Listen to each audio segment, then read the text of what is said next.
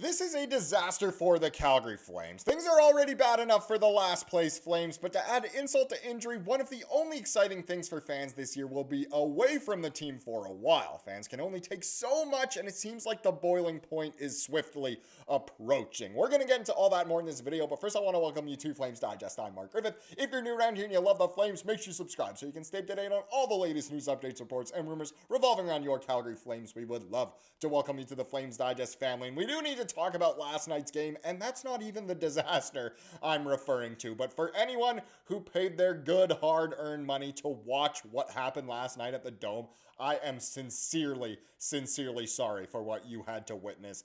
If you were lucky enough to not catch this game, the Chicago Blackhawks, kind of an up-and-coming team, they just decimated the Flames, to be honest. It was funny because it was only 1-0 Chicago going into the third. The Flames really let the game get away.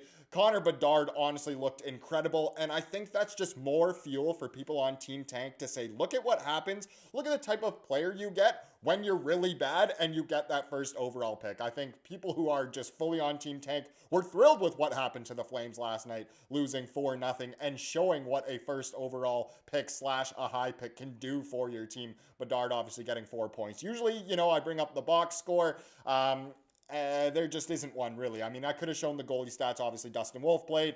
Wasn't his best game, wasn't his worst game. You can't fault him. He actually made a really good save or two in this one, but overall just not great. I mean, Morgan Frost, a terrible giveaway. I guess it was a pretty good steal and finish by Bedard. Great goal, but yeah, overall just not an ideal game for the Calgary Flames. A big 4-0 loss to Chicago last night. And like I said, that's not even the biggest disaster. We need to get into what the disaster actually is. And I'm assuming most people will know what I'm talking about here.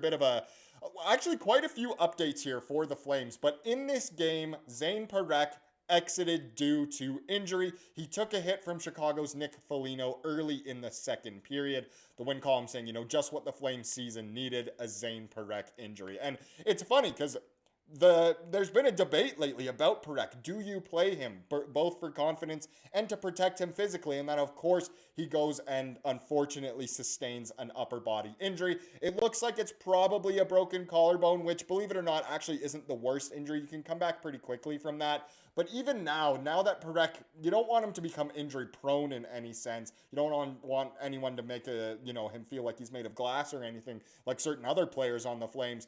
But it wasn't a dirty hit in any way. Nick Foligno just kind of hit him. It was more of awkward, and that's probably why he obviously sustained an injury on the play. Sometimes it's just bad position at the bad time, and that's what leads to an injury. But we do know that he did leave the game, and obviously head coach Ryan Huska after the game says that Zane Parekh will miss some time. We'll have more info tomorrow. This was obviously tweeted last night. Still no update at the time of recording for, what the exact injury is or the exact length.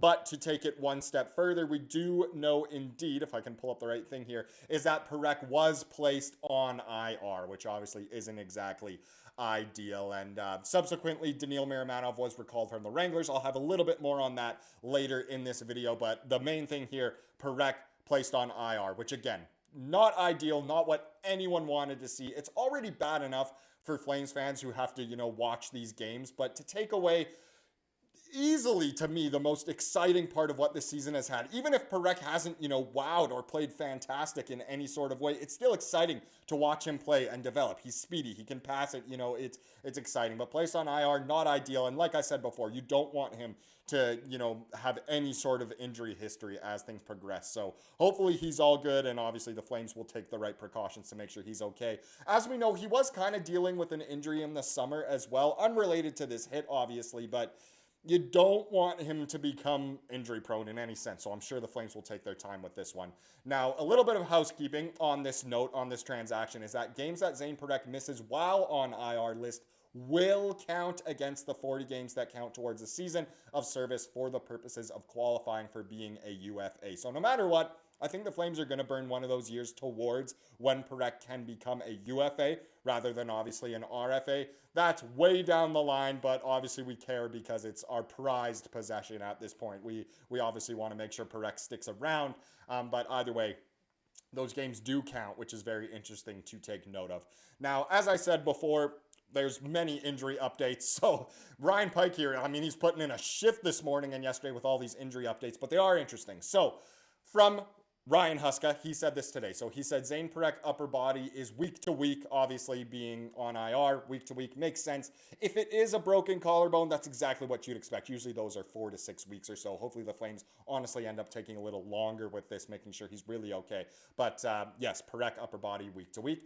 Kevin Ball, who did not play yesterday, so undisclosed, they think will be an option for Sunday in Minnesota after missing Friday's game. So that's obviously tomorrow's game in Minnesota. He could go. It's kind of, we don't really know what's going on. A lot of people thought he would be okay to play yesterday, but obviously Kuznetsov played instead. It's funny to see, how bad the Flames are defensively when Kevin Ball's not in there. It happened last year. It's happened this year. Now, obviously, I mean, no Ball, no Parekh for most of yesterday's game. Joel Farabee was playing defense, so that's kind of why the game probably slipped away a little bit, but it is interesting to note. Now, the last one with Martin Pospisil and his upper body injury is still going to be a while, quote unquote. So we really don't know what's going on with Pospisil. Hopefully, obviously, he's okay, but it's interesting that it's lingering this long after it looked like early in the season he might have been ready to go almost right away. It's now, a week into November, and we still don't really know, and it's still going to be a while, so not too sure what's going on there. Now, as I showed before, subsequently with, obviously,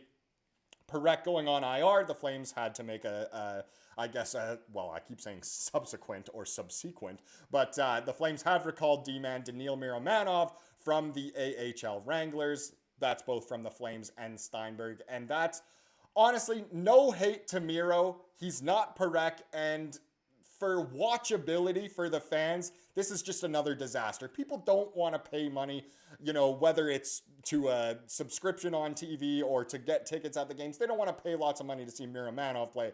They want to pay to watch Parekh play. And again, no hate to Miro. I do like the guy.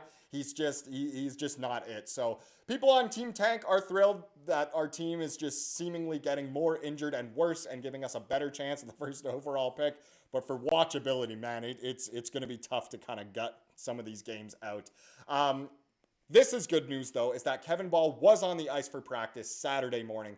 Again, Ball missed Friday's loss to Chicago. Probably a decently big piece of that. Flames weren't able to defend too well in that third period there. But it is good to know Ball was a complete participant in today's practice after he didn't practice yesterday and didn't obviously play in the game. So that is some good injury news there. What else do I have for you guys?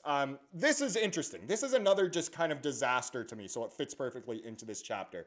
So one more point became a slogan for the Flames coming into the season. Remember how we just missed out on the playoffs last year, essentially by a point. We were tied on points with the Blues, but didn't have the tiebreaker. So one more point was a slogan coming into this year. Now, after a 4-10-2 start, the team will need much more than 1 point to reach the playoffs. As of right now, a bottom 10 finish seems inevitable. The Win column wrote a whole article on this, but the one more point thing, I think, has been silenced pretty quickly here. I don't know if the Flames season is salvageable, and I don't know if most people want it to be salvageable at this point, as if we look at just a couple comments here from the fan base who are starting to get a little ticked. So one person says, call for the tank. We're 32nd in the league, and there's crickets. Bedard looked good tonight. Where was he picked? That just goes along with what I was saying earlier in this video. It really seems like, getting that first overall pick can really be good. Obviously, there's the odd time where it doesn't work out. You think of Yakupov, even guys like Lafreniere who are supposed to be superstars. I mean, I know he has 200 points, but still. Another person says, weird, a minor league coach and a meathead GM.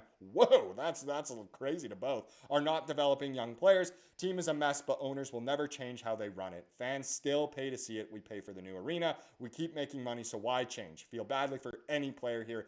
Get what you pay for. So again, people are starting to get a little bit upset, and it's to do with some of these roster decisions, the fact that there even is a debate on Parekh, obviously not now with the injury, but with people like Coronato sitting, Zeri sitting, it's overall interesting, and I understand why Flames fans are starting to get a little bit ticked off with more than just, the product on the ice, but maybe some of the behind the scenes, bigger picture stuff here with, the ownership, the managerial staff, coaching staff and stuff. So overall, it's an interesting time to be a Flames fan, I guess, is essentially what we can say here.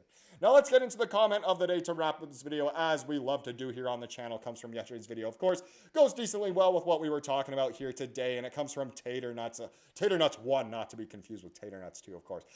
He said, honestly, I'm agitated as a Flames fan. Trade your vets, start the rebuild finally. I'm sick of this just dipping your toes in the water. And that's what we always get. We get these rumors and then nothing ever happens. And it's great that Kadri wants to play here. It's still in the Flames' best interest to probably trade him, trade guys like Coleman, of course, Andersson, and maybe more. And, you know, a lot of Flames fans would love to just do a full rebuild and kind of take that model of some of these teams that are doing really good. Look at San Jose, look at Anaheim.